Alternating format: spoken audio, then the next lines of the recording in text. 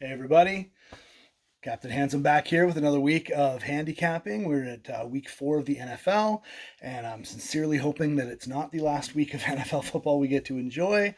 But based on the COVID experience that they're having thus far, I fear maybe we've got one more week. So let's enjoy it. Let's watch every game we can and have a bunch of fun while we do it. Maybe make a little bit of money. We'll start off with last week's recap. We went 2-3.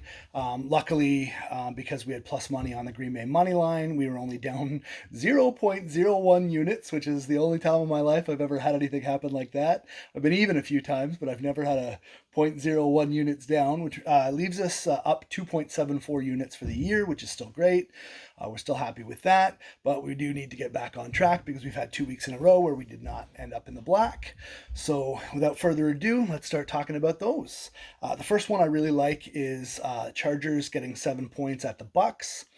I think the Bucks number is inflated because they're kind of a sexy team. You know, they've done well. They look like they're probably going to win that division if Drew Brees can't get his shit together. But no Godwin, no Fournette, and I think this is a good spot for the Chargers. I still think that Bucks O-line lacks a bunch, and I think the Chargers, still have a decent pass rush even with the injuries that they have. So I think they'll be able to get to Brady a little bit. Brady's always shown that he's not great when he's not comfortable. So I think the Chargers can keep it within a touchdown. The Bucks have also shown that they'll build up some leads and then they'll just let teams back into it. So I think that there's a pretty good opportunity here for a backdoor cover if the Bucks are up 21-7 early in the fourth quarter. I think in the very least you'll probably get the push, but I do think that there's a very good chance the Chargers can cover this one. So I'm playing that for a unit. I also really like, and Adam Corbett's going to be pretty upset to hear this, but I really like the Jags money line. I think, with the exception of week 1, I think since he's been very lucky to have 2 wins against the spread and 1 push. They did get the push the week they actually should have covered the spread, but the last 2 weeks, I mean, they've been 5 for 5 on fourth downs. Those kind of things aren't really sustainable. I still think Cincy's offensive line is just going to be atrocious. And I think that, the Jags defensive line obviously is taking hits, no Calais Campbell, no Yannick Ngakoue, just one thing after another. But they still have some guys there who can make plays, and I still think they're going to be able to get to Burrow, and I think they're probably going to win this game outright. So I like the Jags money line at plus 125. I'm playing that just for a unit. My favorite play of the week is Indy -3 at the Bears. Everybody's jumping on the Nick Foles hype train. Indy is a much, much better team than these Bears. Yeah, the Bears came back against Atlanta, but everybody comes back against Atlanta. My flag football team was down 67 points to Atlanta, and we came back. Indy's a contender. The Bears definitely are not. Their record is a mirage. There's no way they're going to 4-0. So I'm putting Indy -3. I've got 3 units on that play. And the last single play that I have that I added today, I've been throwing it up and down, but I'm taking Philly in 7.5 points at San Francisco. For all the reasons I didn't like San Francisco last week, they're a really, really beat up team. Even a lot of the guys who are playing aren't 100%. So I think that factors in a lot. Philly's not as bad as they look. They've made some mistakes. They're not a great team. We know that by now, but they're not as bad as they look. And I think that with the players they have and the talent that they have, they can definitely keep it closer. I wouldn't be horribly surprised if they won this game outright, but I'm not playing the money line because I just don't have enough confidence in Philly. Silly turnovers and things like that. But Wentz did show he had that one great drive in the touchdown run. And I mean, Wentz showed that he has flashes of being a great quarterback. He just doesn't seem to be able to put it all together yet. So I'm taking Philly plus 7.5 for a unit. And the last play that I have is a 7-point teaser. You'll see I do a lot of these on the primetime games because I like to have something locked into just the game. So usually I'll take a side and the total. But in this case, I've got 3 sides. I've got Green Bay moved to even at hosting the Falcons. The Falcons are trash. We know that.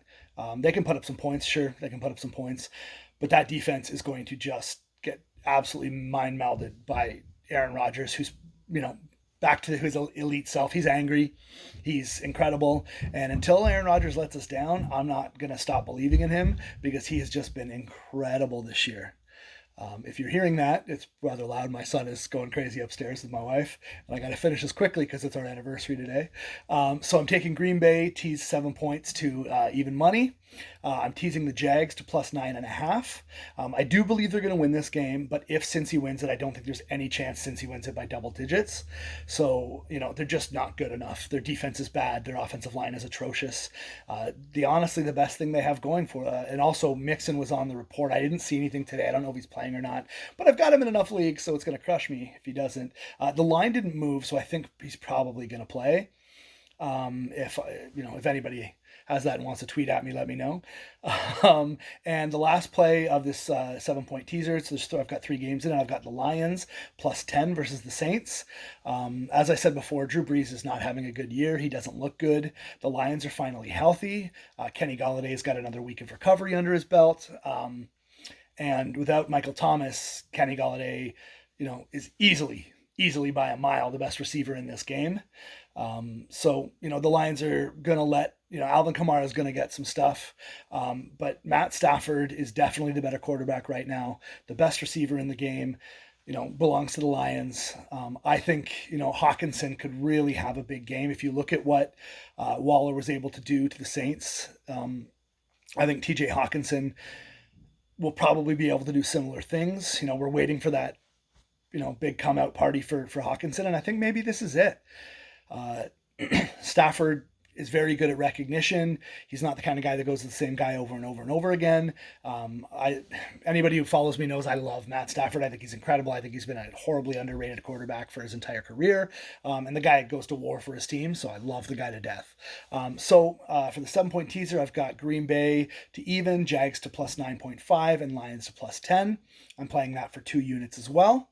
As always, guys, if you want to hit the subscribe button there, if you're watching this on YouTube, I would appreciate it. I'm only like 180,000 subscribers shy of monetizing this, so I mean, let's do it. I mean, we can get there in 70 or 80 years probably at this point. Also, if you like doing in-game plays or stuff like that, follow me on Twitter at CPT_handsome. I do make a lot of Twitter plays. Sometimes I'll post stuff right before a game. I did hit you guys with 2 Twitter teasers in the last week for a decent chunk of money. I don't include those in my totals here because I only include the video totals, but the teaser parlays I have played this year have put us in a fairly good financial position because I found some good value there. We did miss this week. We just played a small one, or on Thursday night. We played a small one because I like to have some skin in the game. And so that's it, guys. Thanks for watching as always. Appreciate it. Feel free to chirp me, do whatever you want. But thanks so much, guys. Good luck.